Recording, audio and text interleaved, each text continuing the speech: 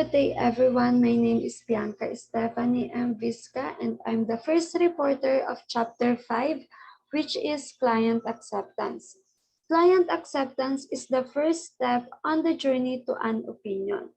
So, in this chapter, we're gonna start our understanding of what needs to be done in prior to or as we are starting to obtain clients. As we obtain clients, what are the things to be kept in mind, like whether we accept the client or not? So in the client acceptance phase of the audit, we have two objectives. The first one is acceptance of the client, and the second is acceptance by the client. Acceptance of the client is an examination of the proposed client to determine if there is any reason to reject the engagement. Like, we don't accept the client all the time because some client may not be reputable and we don't want to associate with them. Why? Because some client might lack integrity, and it is very important that every year, if it is an existing client, again, if it is an existing client, we need to make sure and review that existing client to see if anything changes, because maybe this client was good, maybe this client is not paying us for 3 years already and they're giving us a hard time, so we don't want to associate with them anymore. Because sometimes there's many cases where auditors auditing their clients' financial statements for a decades already, and they decide for whatever reason or issues that they don't want to continue as the auditor. So that is one of the many cases for an existing client. Now, how about a new client?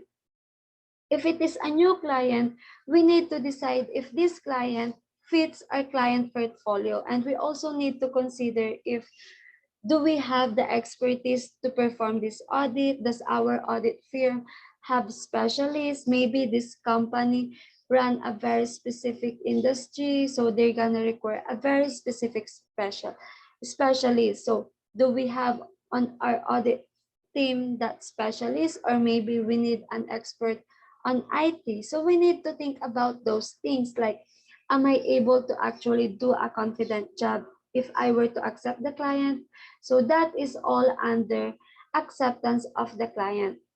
Now, let's move on to the second objective, which is acceptance by the client. It is convincing the client to accept the auditor. So in client acceptance, it is not always that we accept the client, because in audit firm relationship, it is not a one-way street where the audit firm evaluates the client and then decide if it is acceptable or not, and then sends out an engagement letter and then close the deal. No, it's not always like that, because the market for audit services is very competitive, just like in any other business.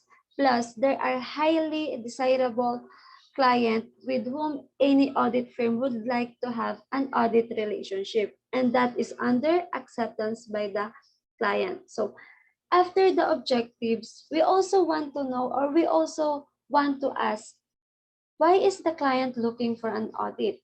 We need to know the reason, because from the reason, we're gonna know the motivation, and from motivation, we're gonna know how to look risk in the audit.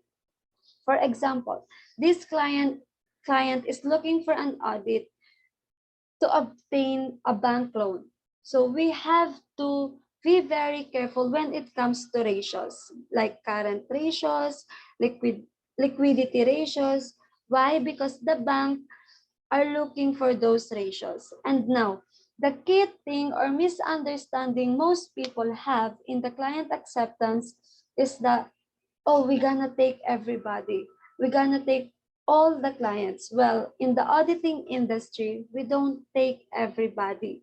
We only wanna take the people that fits on what we're doing and what we believe that will be a good fit for the organization and in the entity that we represent. Because at the end of the day, remember, as a future auditor, we must exercise care in deciding which client are acceptable because we don't want to associate with the management that lacks integrity and can cause serious and expensive problems. Lastly, and most importantly, is we need to make sure that we are independent as the auditor, because if any reason we are not independent, then the fact that we do all the audit, we follow all the rules and everything, it doesn't matter because the audit opinion isn't going to be valid if it turns out that we did not have independence. So we need to make sure that we in fact have independence before we should accept the client and proceed to the planning stage and so forth with the audit. So now let's go to the client acceptance procedures. These procedures will be discussed by the next reporters. So these procedures are: first, evaluate the client's background and reasons for the audit, determine whether the auditor is able to meet the ethical requirements regarding the client, determine need for other professionals, communicate with predecessor auditor, prepare client proposal, select staff to perform the audit, and obtain an engagement letter. So that's all. Thank you.